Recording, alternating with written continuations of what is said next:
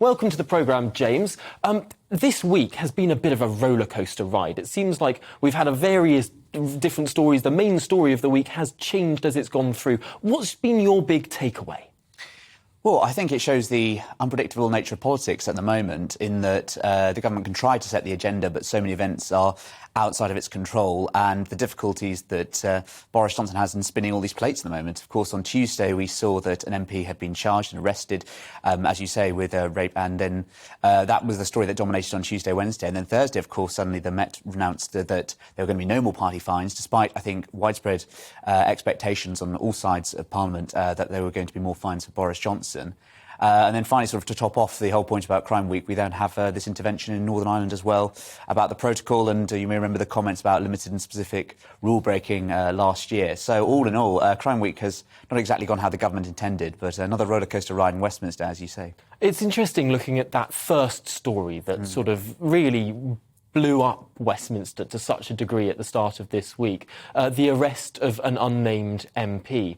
And then the Speaker making that intervention to say that no one should name that MP, despite the name being relatively well known in Westminster. It's a very difficult balance to strike here in terms of press freedom and anonymity for the accused but not charged member. What are the rights and wrongs of this? I think that what we've seen here is a real cultural change in how we report on MPs being charged. You may remember there was a similar incident reported 2 years ago, and I think that was broken on a Sunday, and both the Sunday papers just said it was a Conservative MP, but no names were ever mentioned about that.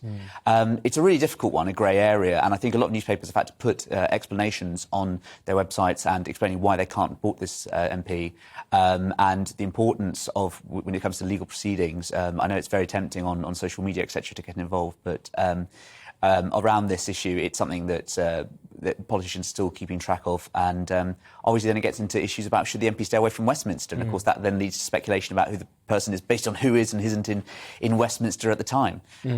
So we will see if any more developments come about this, but obviously there are some calls within the Conservative Party to suspend the man, have the whip taken away from them. It's really, really interesting there. And, of course, the Conservative Party has had a bit of a bumpy ride recently. The Prime Minister, though, might be safer by the end of the week than he was at the start of it. What's your assessment on whether Boris Johnson can survive to the next election now? Well, I think we're all surprised by what came out yesterday. I think that clearly the fact there's no more fines is relatively good news for him. Obviously, being under police investigation was never an ideal scenario, but it was what they would have been hoping for. And I think you can see that in some of the reaction of some of Mr. Johnson's opponents. But I think that they will just be relieved and now focusing on the next big obstacle, which is going to be those two by-elections on June the 23rd. One in Wakefield, the heart of the Red Wall, and the other in Tiverton, and what the Lib Dems want to call the Blue Wall. And it'll be really interesting to see if Tories will take one or two of those or lose both of those, and that will lead to more questions, because ultimately it's the Conservative MPs who put him in and the Conservative MPs who could take him out.